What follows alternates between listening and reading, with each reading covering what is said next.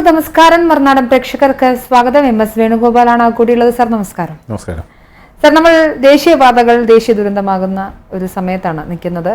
Monsoon ആരംഭിച്ചിട്ടില്ല sir. വേനൽ മഴ ഇച്ചിരി കിട്ടിയതേ ഉള്ളൂ. കേരളത്തിൽ കൂടി കടന്നു പോകുന്ന വളരെ പ്രധാനപ്പെട്ട സർക്കാരിൻ്റെ വളരെ ഐക്കോണിക്കായ ഒരു സംഭാവന എന്ന രീതിയിൽ അവർ അവതരിപ്പിച്ചു വന്നായിരുന്നു NH-66 കന്യാകുമാരി മുതൽ പനവേല് വരെ. ഇതിൽ കേരളത്തിൽ കൂടി കടന്നു പോകുന്ന ഭാഗങ്ങളിലെ പ്രധാനപ്പെട്ട ഇപ്പോൾ മലപ്പുറം മേഖല, കാസർഗോഡ്, കണ്ണൂർ അടക്കമുള്ള ഒരുപാട് പ്രദേശങ്ങളിൽ ദേശീയപാത വിള്ളൽ വീഴുന്നു, ഇടിഞ്ഞു താഴുന്നു, നിലം പരിശാകുന്നു അവസ്ഥകളുണ്ട്. അപ്പോൾ ഇങ്ങനെ തുടർച്ചയായി വരുന്ന സമയത്ത് ഇത് അപകടം സംഭവിക്കുന്നതിന് മുന്നേ തന്നെ സമീപവാസികൾ, നാട്ടുകാർ, കർഷകരൊക്കെ പറഞ്ഞിരുന്നു നിർമ്മാണത്തിൽ അപാകതകളുണ്ട്, വെള്ളം ഞങ്ങളുടെ വീടുകളിലേക്ക് കയറുന്നുണ്ട്, വെള്ളം പ്രോപ്പറായി ചാനലൈസ് ചെയ്തിട്ടില്ല എന്ന കാര്യങ്ങൾ പറയുന്നുണ്ട്. പക്ഷെ ഇതൊന്നും പരിഗണിക്കാതെ ഉള്ള ആളുകൾ പത്രമാധ്യമങ്ങളുടെ മുന്നിൽ വന്ന് പറഞ്ഞുകൊണ്ടിരുന്നത് ഞങ്ങൾ ആഴ്ചയിൽ 2 തവണയെങ്കിലും സ്ഥലങ്ങൾ സന്ദർശിക്കുകയും വിദഗ്ധ സംഘത്തോട് സംസാരിക്കുകയൊക്കെ ചെയ്യുന്നെന്ന് പറയുന്ന മന്ത്രി റിയാസിനെ നമ്മൾ കണ്ടു. ക്രെഡിറ്റ് ഏറ്റെടുക്കാൻ മത്സരിച്ച BJP-ക്കാരെ കണ്ടു. എൻ്റെ ചോദ്യം, ഇവർ ആരെയാണ് സാർ പറ്റിക്കുന്നത്? പിതൃത്വം ഏറ്റെടുക്കാൻ, അതായത് എൻ്റെ ചോദ്യം, ഇവർ ആരെയാണ് സാർ പറ്റിക്കുന്നത്? ഇടിഞ്ഞു വീണതിൻ്റെ പിതൃത്വം ഏറ്റെടുക്കാൻ ആരും ഒട്ട് വന്നിട്ടുമില്ല. അതങ്ങനെയാണല്ലോ. നല്ലതിൻ്റെ പിതൃത്വം ഏറ്റെടുക്കാനേ ആൾ കാണുകയുള്ളൂ. മോശമായതിൻ്റെ, തകർന്നതിൻ്റെ, ദുരന്തത്തിൻ്റെ ഒന്നും പിതൃത്വം ആരും ഏറ്റെടുക്കില്ല. അതാണ് ഇവിടെയും സംഭവിച്ചിരിക്കുന്നത്. ഇത് നന്നായി വന്നിരുന്നെങ്കിൽ നമുക്ക് ഉദ്ഘാടനത്തിന് ഒരുപാട് ഇടിയും തള്ളും ആവേശത്തോടുള്ള പ്രഖ്യാപനങ്ങളും വെളിയിൽ നിന്ന് ഞങ്ങളെ അതിനകത്ത് സ്റ്റേജിൽ കയറ്റിയില്ലെന്നുള്ള വെല്ലുവിളികളും കരച്ചിലുകളും ഒക്കെ നമുക്ക് കാണാമായിരുന്നു. പക്ഷേ ഇതിപ്പോൾ ഒരു ദുരന്തം സംഭവിച്ചിരിക്കുകയാണ്. ദുരന്തം 2 വിധത്തിലാണ്. ഒന്ന് നാച്ചുറൽ കലാമിറ്റി എന്ന് പറയും, മറ്റേത് മാൻമെയ്ഡ്. ഇത് മാൻമെയ്ഡാണ്. മനുഷ്യൻ്റെ അശ്രദ്ധ കൊണ്ട്, മനുഷ്യൻ്റെ ദീർഘവീക്ഷണമില്ലായ്മ കൊണ്ട് സംഭവിക്കുന്നതാണ് മാൻമെയ്ഡ് കലാമിറ്റീസ് അഥവാ മനുഷ്യ നിർമ്മിത ദുരന്തങ്ങൾ. അപ്പോൾ ആ ദുരന്തങ്ങളാണ് പലപ്പോഴും നമുക്ക് കൂടുതൽ ആഘാതം സംഭവിക്കുന്നത്. കാരണം പ്രകൃതി വളരെ ചിട്ടയോടുകൂടി ജീവിക്കുന്ന ഒരു ഈ യൂണിവേഴ്സ് എന്ന് പറയുന്നത് അങ്ങനെയാണ്.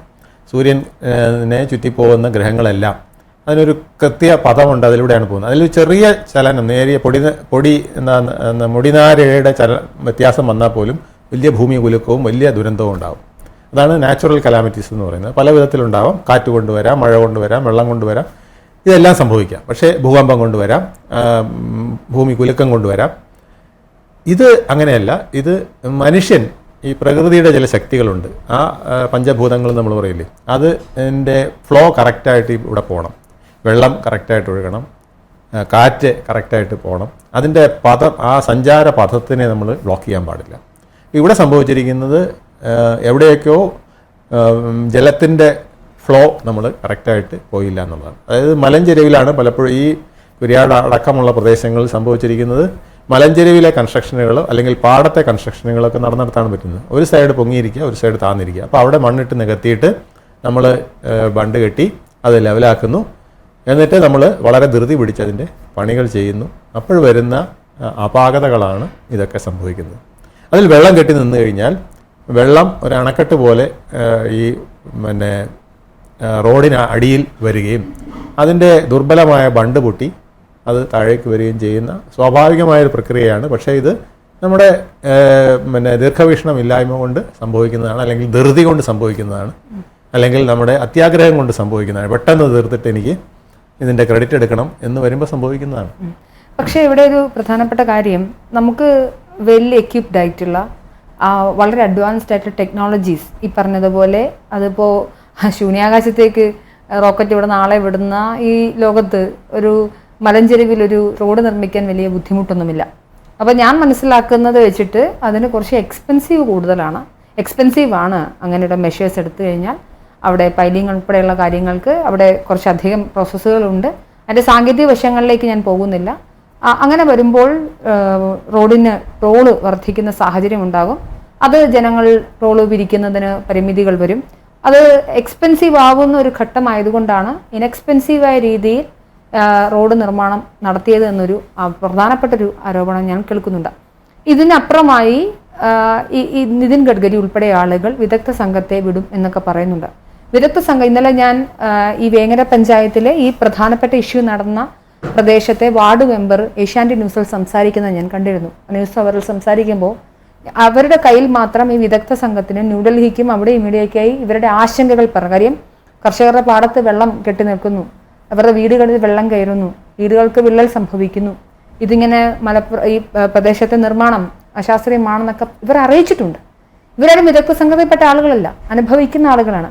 അപ്പോഴൊക്കെ വിദഗ്ധ സംഘം അല്ലെങ്കിൽ ഈ പറഞ്ഞ അതോറിറ്റി ഇവരെ കേൾക്കാൻ തയ്യാറായിട്ടില്ല. അയച്ച മെയിലുകൾക്ക് റിപ്ലൈ ഇല്ല.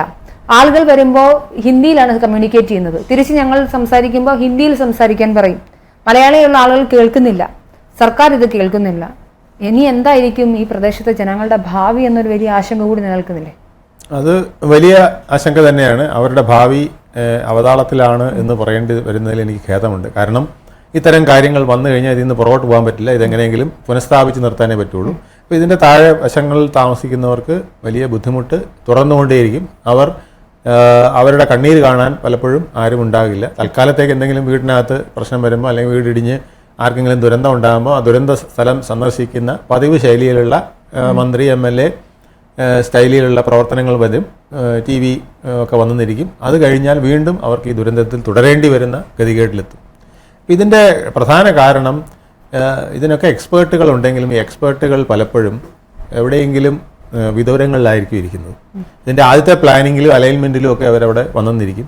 പിന്നീട് ഇതിൻ്റെ സൂപ്പർവിഷൻ എന്ന് പറയുന്നത് സൂപ്പർഫിഷ്യലായി പോകും. ഇപ്പം നമ്മുടെ മന്ത്രിയും ഒക്കെ പറയുന്നുണ്ട്, നമ്മുടെ പൊതുമരാമത്ത് മന്ത്രിയൊക്കെ പറയുന്നത് ഞങ്ങൾ എല്ലാ ദിവസവും അവിടെ പോയി ചെക്ക് ചെയ്യാറുണ്ട്, എല്ലാ ദിവസവും ആളുടെ പണി നടക്കുന്നുണ്ടോ എന്ന് നോക്കാറുണ്ട്. പക്ഷെ അതൊക്കെ സൂപ്പർഫിഷ്യൽ ചെക്കിംഗ് ആണ്.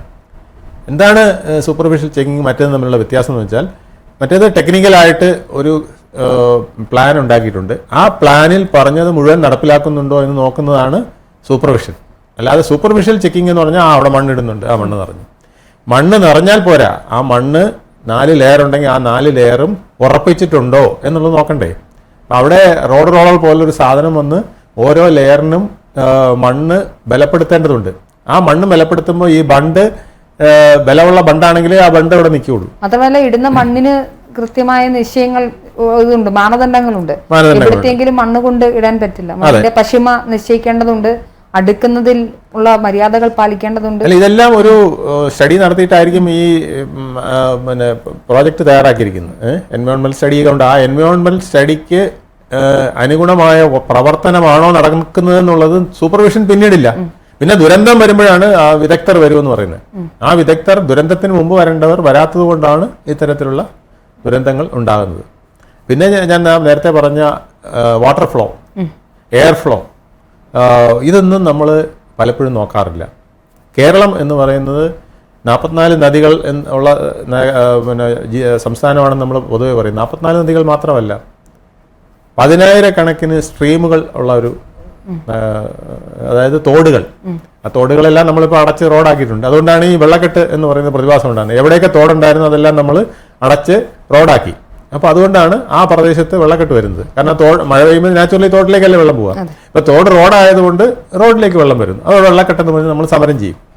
അതുകൊണ്ട് പ്രശ്നം പരിഹരിക്കില്ല. ഇതേപോലത്തെ പ്രശ്നങ്ങളാണ് ഇപ്പോഴും ഇനിയും വരാനുള്ളത്. നമ്മളിപ്പോൾ ജനവാസ കേന്ദ്രങ്ങളെ ഒഴിവാക്കി വയലുകളാണ് എടുത്തിരിക്കുന്നത്. അപ്പോൾ വയലുകൾ എന്ന് പറയുന്നത് ഒരു മിനി ഡാമാണ്. അത് പലരും മനസ്സിലാക്കുന്നില്ല. എക്കൽ മണ്ണിലേക്ക് മഴ പെയ്യുമ്പോൾ ഉണ്ടാകുന്ന വെള്ളം ഇങ്ങനെ ഊറിപ്പിടിച്ച് ഏതാണ്ട് ഒരു വേനൽക്കാലം മുഴുവൻ നിന്ന് നമ്മുടെ പ്രകൃതിയെ സംരക്ഷിക്കുന്നത് ഈ വയലുകളാണ്. ഓരോ ഏക്കറിലുള്ള വയലും ഒരു ചെറിയ തടയണയാണ്. ആയിരക്കണക്കിന് ഏക്കർ വരുമ്പം അതൊരു ചെറിയ ഡാമാണ്. ആയിരക്കണക്കിന് ഹെക്ടർ വരുമ്പം അതൊരു വലിയ ഡാമാണ്. ഈ ഡാമിൽ വരുന്ന വെള്ളത്തിൻ്റെ കുറുകെയാണ് നമ്മൾ ഈ റോഡ് പണിയുന്നത്.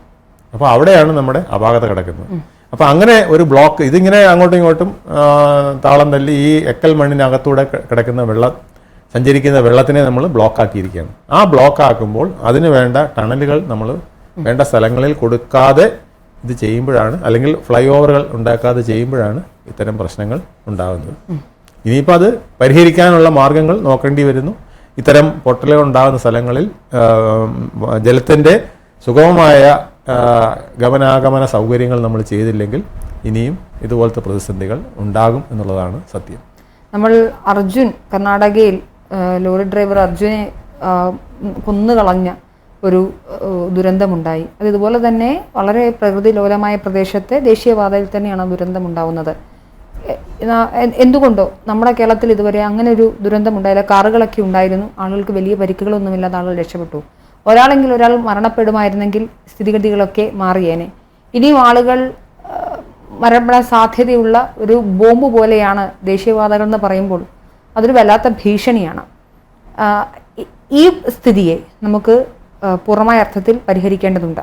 ഇതിൽ എൻ്റെ അവസാനത്തെ ഒരു ചോദ്യം കൂടി വരികയാണ്. അതായത് കേരള സർക്കാർ വളരെ അഭിമാനത്തോടു കൂടി അവതരിപ്പിച്ച ഒരു പരിപാടിയായിരുന്നു. മറ്റേതെങ്കിലും സംസ്ഥാനത്തേക്കാൾ കൂടുതൽ വേഗത്തിൽ ലാൻഡ് അക്വയർമെൻറ്റ് ചെയ്തു കൊടുത്തു. അതിൽ ഇത്ര പെർസെൻറ്റേജ് 25% എബവ് കേരള സർക്കാർ ഇട്ടു എന്നുള്ളതാണ് അവരുടെ ക്ലെയിം. അല്ല, അവർ ചെയ്തിട്ടുമുണ്ടാകാം, അഭിനന്ദനാർഹം തന്നെ, വളരെ മികച്ച കാര്യം. പക്ഷേ അതിൻ്റെ ബാക്കിയുള്ള 75% ലാൻഡ് എടുക്കുന്നതുമായി ബന്ധപ്പെട്ടതും പതിനായിരക്കണക്കിന് രൂപ വരുന്ന കൺസ്ട്രക്ഷൻ ഫണ്ടും മുടക്കിയിരിക്കുന്നത് കേന്ദ്ര സർക്കാരാണ്. അപ്പോൾ ക്രെഡിറ്റ് എടുക്കാനുള്ള നെട്ടോട്ടത്തിലായിരുന്നു പിണറായിയുടെ മരുമോനായ മുഹമ്മദ് റിയാസും. അൺഫോർച്ചുനേറ്റ്ലി എടുക്കുന്നതിന് മുൻപേ കെടുതിയായി പോയി എന്നുള്ള സാഹചര്യമുണ്ട്. അവരോട് നമുക്കൊരു മറുപടി പറയേണ്ടതില്ലേ? തീർച്ചയായിട്ടും നമ്മൾ ക്രെഡിറ്റ് എടുക്കുന്നത് നമ്മൾ അർഹിക്കുന്നതിൻ്റെ ക്രെഡിറ്റ് എടുക്കുമ്പോൾ നമുക്ക് പലപ്പോഴും പിന്നെ അതിൽ ഒരു അസംതൃപ്തി തോന്നുന്നില്ല. അദ്ദേഹം അത്രയും കഷ്ടപ്പെട്ടിട്ടാണ്. ഉമ്മൻചാണ്ടിയുടെ പല പ്രവർത്തനങ്ങളിൽ എനിക്ക് തോന്നിയിട്ടുള്ളത് അദ്ദേഹത്തിൻ്റെ ആത്മാർത്ഥമായ പ്രവർത്തനം കൊണ്ട് ചിലത് നേടിയപ്പം ജനങ്ങൾക്ക് അദ്ദേഹത്തിനോടൊപ്പം നിൽക്കാൻ തോന്നും. കാരണം അർഹിക്കുന്നതിനാണ് അദ്ദേഹം അതിനുപോലും ക്രെഡിറ്റ് അദ്ദേഹം ചോദിച്ചിട്ടില്ല. അത് അർഹിക്കുന്നത് സൃഷ്ടിക്കുകയാണ് അദ്ദേഹം ചെയ്തത്. എന്നിട്ട് അത് ഇലക്ഷൻ നടന്നപ്പോൾ പറഞ്ഞാണ് ഞാനാണത് ചെയ്തതെന്ന് അത് സ്വാഭാവികമാണല്ലോ. പക്ഷേ അർഹിക്കാത്തതിൻ്റെ ക്രെഡിറ്റ് എടുക്കാൻ പോകുമ്പോൾ ജനങ്ങളിൽ വിഷമവും വിദ്വേഷവും ഒക്കെ തോന്നും. ചിലപ്പോൾ പ്രകൃതി പോലും ഇത്തരത്തിലുള്ള ദുരന്തങ്ങൾ ഉണ്ടാക്കി വയ്ക്കും. കാരണം ഈ പ്രകൃതി എന്ന് പറയുന്നത് നമ്മുടെ ഭാഗമാണ്. നമ്മളത് പലപ്പോഴും മനസ്സിലാക്കാറില്ല. ഞാൻ അല്ലെങ്കിൽ മനുജ നിശ്വസിക്കുന്നത് കാർബൺ ഡൈ ഓക്സൈഡാണ്. ഈ കാർബൺ ഡൈ ഓക്സൈഡ് ഒരു കുപ്പിയിലാക്കി വെച്ച് 10 മിനിറ്റ് നിങ്ങളുടെ മൂക്കിലേക്ക് തന്നെ കയറ്റി തന്നാൽ നിങ്ങളുടെ അവസ്ഥ പരിതാപകരമാവും, മരണത്തിലേക്ക് നമ്മൾ പോകും, അല്ലേ?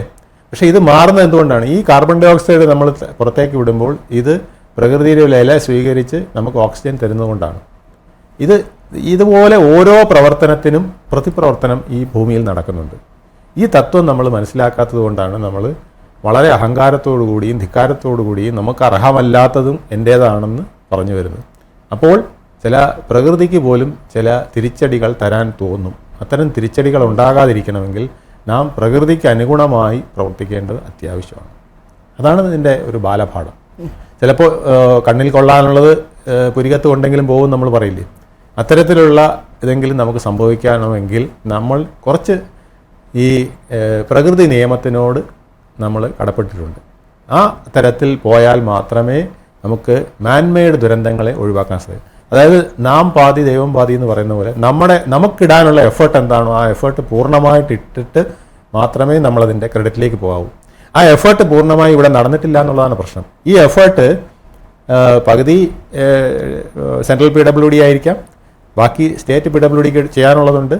പിന്നെ ഏറ്റവും പ്രധാനം പ്രാദേശികമായ ശബ്ദങ്ങളെ കേൾക്കുക എന്നുള്ളതാണ്. അതാണ് ഏറ്റവും വലിയ. ഇപ്പം നമ്മൾ എക്സ്പേർട്ടുകൾ എന്ന് പറയുന്നില്ല, ഈ എക്സ്പേർട്ടുകളെല്ലാം ചെയ്തിട്ടുള്ളത് എന്താണ്? പ്രാദേശികമായി ഉള്ള നാട്ടറിവ്. ആ നാട്ടറിവ് ആര് കേൾക്കാതെ പോകുന്നോ അത് വലിയ ദുരന്തത്തിൽ സംഭവിക്കും. കാരണം നാട്ടറിവ് എന്ന് പറയുന്നത് തലമുറകളായി ആ ആളുടെ ഒരു ആദിവാസി ഒരു കാര്യം പറയുന്നു.